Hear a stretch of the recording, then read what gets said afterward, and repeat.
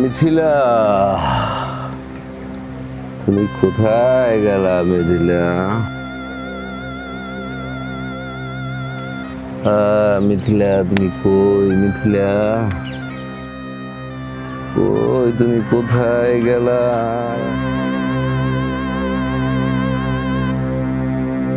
প্রিয় দর্শক, আজকে আমরা আসছি আমতলী পায়রা নদীর পাড়ে।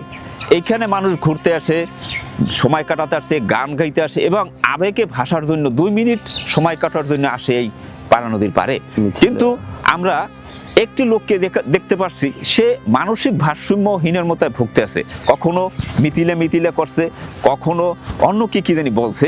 এইটা আমরা এই রোগের কি কারণ এটা জানার জন্য আমরা সরাসরি নিয়ে যাব আপনি তার কাছে। আজকে আমরা যে লোককে দেখতে পেলাম, সে তার সাথে একটু কথা বলি, এই কি কারণে এই ভারসাম্যহীন পাগলের মতো আচরণ করছেন। আচ্ছা ভাই, আপনি এই যে পাগলের মতো আচরণ করছেন, এই যে মিথিলে মিথিলে গান গাচ্ছেন, মিথিলে তুমি কোথায়, এইটার কি কারণে গাচ্ছেন একটু বলতে পারবেন?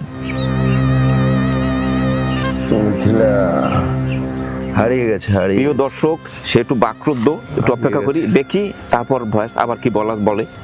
আমি অরিজিনাল পাগল, অরিজিনাল পাগল, কারণ আমি মিথিলার স্বামী। আর এখানে যারা ঘুরতে না দেখো না, সব ছাগল। ওরা তো বিয়েই করেনি, ওরা বোঝে না। প্রিয় দর্শক মণ্ডলী, আপনারা বুঝতে পারছেন তার কথা ক্লিয়ার, যে মানুষ যখন কষ্ট পায় তখন সে মানসিক ভারসাম্য হারিয়ে এইরকম আচরণ করতে থাকে, যা তার আচরণ দেখলে বোঝা যাইতেছে। তাই যদি কেউ কখনো কাউকে না পান, না পেলে তার জন্য মনে কষ্ট নেবেন না, আবেগে ভাসবেন না।